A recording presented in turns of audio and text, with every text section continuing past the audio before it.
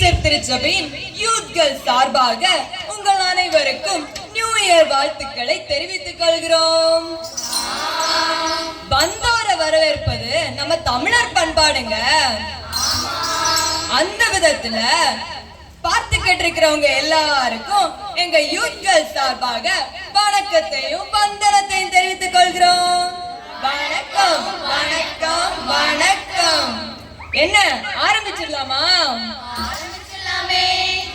வந்தனம் வந்தனமே தேவகுந்துமி கொண்டிடமே இதுவரையில் எமரே வளமாய் காத்த எந்துரையே மிக தந்தனம் இதுவரையில் எமரே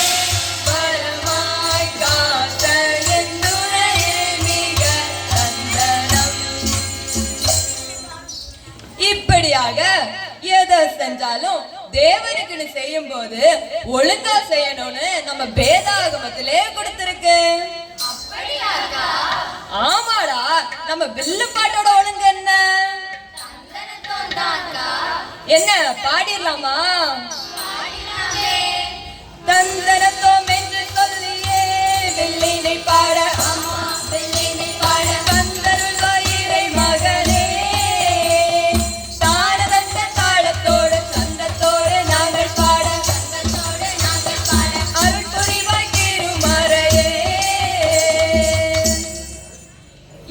நம்ம வில்லு பாட்டுல எதை பத்தி பேச போறோம்னு தெரியுமாடா?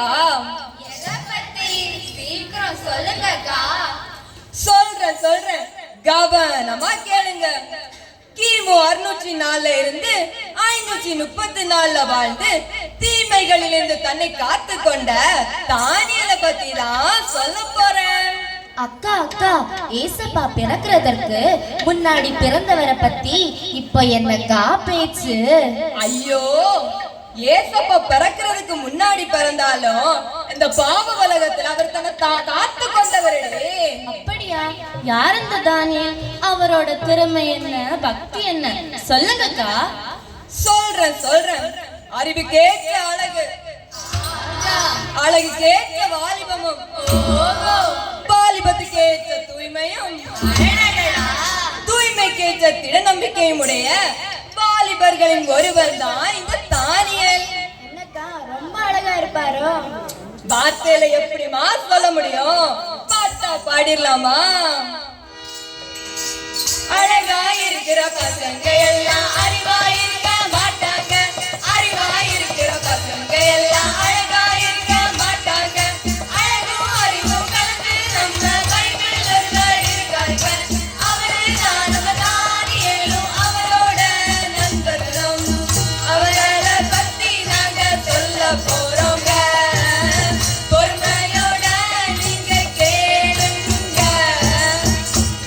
என்னக்கா பாட்டு நல்லா இருக்கே, ஆனா எனக்கு ஒரு சந்தேகம். என்ன சந்தேகம்? கேளுடி. இந்த காலத்துல பிறக்கிற பிள்ளைங்களுக்கெல்லாம் பேரை போட்டுட்டு நெட்ல போய் அர்த்தம் பாக்குறாங்க. அது மாதிரி நம்ம தானியேல் பேருக்கு அது அர்த்தம் இருக்காக்கா? இருக்கு சொல்றேன். தானியேல்னா நீதி வழங்குறவர்னு பிரதான தீர்க்கதரிசிகளின் ஒருவரான இவர் தாவீதின் 2ஆம் மகள் அபிகாயின் வழி பிறந்தவர். அப்படியாக்கா? அப்புறம் யூதாவின் ராஜாவாகிய யோயாக்கின் அரசாண்ட காலத்துல ஒரு நிகழ்வு நடந்தது தெரியுமா? தெரியாதே, சொல்லுங்கக்கா. என்ன நிகழ்வுக்கா நடந்துச்சு? சொல்றேன். எருசலேமை பாபிலோனிய மன்னன் நேபுகாத்நேச்சர் முற்றுகையிட்டு இஸ்ரவேல் புத்திரர்களுக்குள்ளே திடகாத்திரமுள்ள சகல ஞானத்திலும் தேர்ந்த வாலிபர்கள் சிலரை கூட்டிட்டு வந்து அவங்களுக்கு இந்த கல்தேயரின் எழுத்து பாஷைகளை கற்றுக் கொடுக்க ராஜ பிரதானின் தலைவரான அஸ்பானிஸுக்கு கட்டளையிட்டார். ஐயோ, ஃபீஸ் இல்லாம படிப்பா? கேக்குறதுக்கே எவ்வளவு சந்தோஷமா இருக்கு.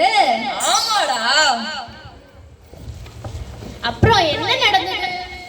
ராஜா பானம் பண்ணும் போஜனத்திலும் ராஜா குடிக்கும் திராட்சரசத்திலும் தினமும் ஒரு பங்கையும் 3 வருஷத்துக்கு அப்புறம் ராஜாவுக்கு முன்பாக நிறுத்தவும் ராஜா கட்டளையிட்டார்.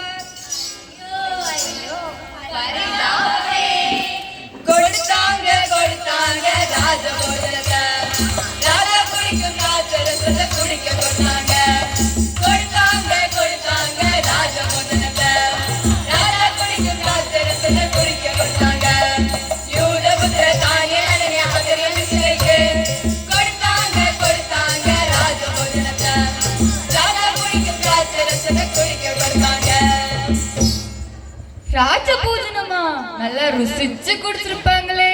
அதுதான் இல்ல, நீனா அப்படிதானே செஞ்சிருப்ப. ஆமா, ராஜபோஜனத்தால தங்களை தீட்டுப்படுத்த கூடாதுன்னு இருதயத்துல தீர்மானம் பண்ணிட்டு எங்களுக்கு பருப்பு மரக்கறி குடிக்க தண்ணீரும் தாருங்கன்னு விசாரிப்புக்காக வைக்கப்பட்ட மேல்ஷார் என்பவர்கிட்ட நம்ம தானியேல் கேட்டிருக்காரு. என்ன இப்படி பண்ணிட்டாரு? அவர் கொடுத்தாரா? தானியேலை கூட்டிட்டு வந்துட்டு அவர் கேட்டதை கொடுக்காம இருக்க முடியுமா? அவர் கொடுத்தாரே. எங்களுக்கு ராஜபோஜனம் வேண்டாம், பருப்போடு மரக்கறிகள் போதுமே. எங்களுக்கு ராஜபோஜனம் வேண்டாம், பருப்போடு மரக்கறிகள் போதுமே. 10 நாள் எங்களை சோதித்து பாரும், இல்லையே ராஜ உணவை உண்போமே. 10 நாள் எங்களை சோதித்து பாரும், இல்லையே ராஜ உணவை உண்போமே. ஐயோ பாவம், அவர் முகம் வாடி இருக்குமே.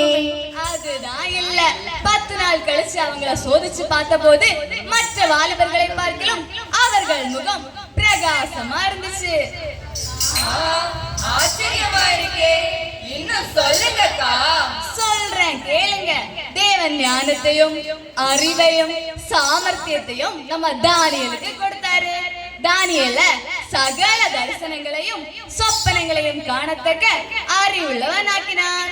தரிசனமா? அப்படின்னா என்னக்கா? நம்ம ராத்திரி காணுவோமே அதுவா? தூங்கு மூஞ்சி எப்பவும் தூங்குதலே இரு. தரிசனம்னா இனி நடக்க போறத முன்கூட்டியே கடவுள் நமக்கு வெளிப்படுத்துறது. அவங்கள தீர்க்கதரிசின்னு சொல்வாங்க. அதுவா? சரி, ராஜா அடுத்து என்ன செய்தாரு? இவர்களைப் போல வேறொருவரும் இல்லை, ராஜசாஸ்திரி ஜோசியர்களுக்கு மேலாய். இவர்களைப் போல வேறொருவரும் இல்லை, ராஜசாஸ்திரி ஜோசியர்களுக்கு மேலாய். 10 மடங்கு சமர்த்தனாகவே, 10 மடங்கு சமர்த்தனாகவே. ராஜா இவர்களை கண்டு ஆச்சரியப்பட்டார், ராஜா இவர்களை கண்டு ஆச்சரியப்பட்டார். சூப்பர்க்கா. அப்புறம் என்னக்கா ஆச்சு? இப்பதான் நம்ம நேபுகாத்நேச்சர் தான் நிறுத்தின பொற்சிலைய தான் வணங்கணும்னு மக்களுக்கு கட்டளையிட்டு இருக்காரு. தானியேல் அப்படியே வணங்க ஆரம்பிச்சுட்டாரக்கா? அதுதான் இல்ல, அவர்தான் நம்ம தேவனோட பிள்ளையாச்சு. அவர் எப்படி வணங்குவாரு? அவர் 3 வேளையும் நம்ம தேவன் கிட்ட தான் வணங்கிட்டு இருந்தாரு. என்னது, தேவனை வணங்கினாரா? அப்போ யாரும் அவர் ராஜா கிட்ட போட்டு கொடுக்கலையா? அது எப்படி விடுவாங்க? நம்ம ஜனங்களுக்கு தான் ஒருத்தர் நிம்மதியா இருந்தா பிடிக்காது. அதே மாதிரிதான் அங்கேயும் நடந்துச்சு. பிரதானிகள் போய் ராஜா கிட்ட போட்டு கொடுத்துட்டாங்க. ராஜாவும் வேற வழியே இல்லாம நம்ம தானியேலை தூக்கி சிங்க கெபில போட்டுட்டாரு.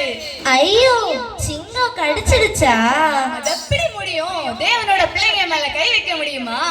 அதே மாதிரிதான் தேவன் தானியேலை சிங்கம் எதுவும் பண்ணக்கூடாதுன்னு சிங்கத்தோட வாயை கெட்டி போட்டுட்டாரு.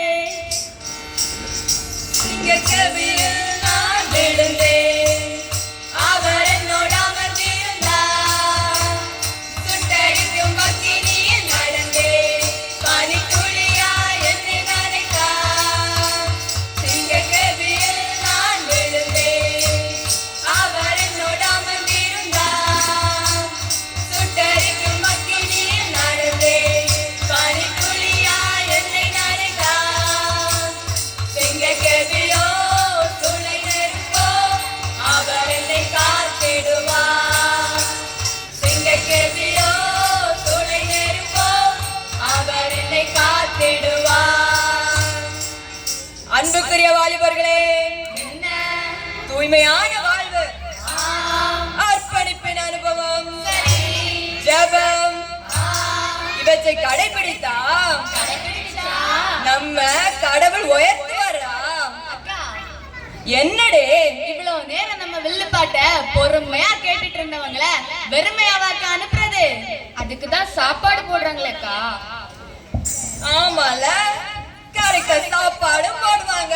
அதோட நம்ம வில்லுப்பாட்டோட முடிவுல அனுப்புறதுக்கு தான் நம்ம தமிழரோட பண்பாடே இருக்கு. அதுக்குதான் வாழ்த்து பாடலும் இருக்கு. என்ன பாடிடலாமா? வாழியவே பல்லாண்டு காலம் நல்ல செய்தி கேட்க வந்தவங்க வாழியவே பல்லாண்டு காலம் நல்ல செய்தி கேட்க வந்தவங்க கேட்டவரும் கேட்கவரும் பார்த்தவரும் பார்க்கவரும் கேட்டவரும் கேட்கவரும் பார்த்தவரும் பார்க்கவரும் வாழிய வாழிய வாழிய வாழியவே ஆ ஓ தந்தோம் கரிடும் தந்தோம் கரிடும் தந்தோம் கரிடும் மின்பாம் மீட்டெடுப்போம் தூய்மை கேடான வாழ்வை தவிர்ப்போம் ஆசீர்வாதமான பாதையை நோக்கி செல்வோம்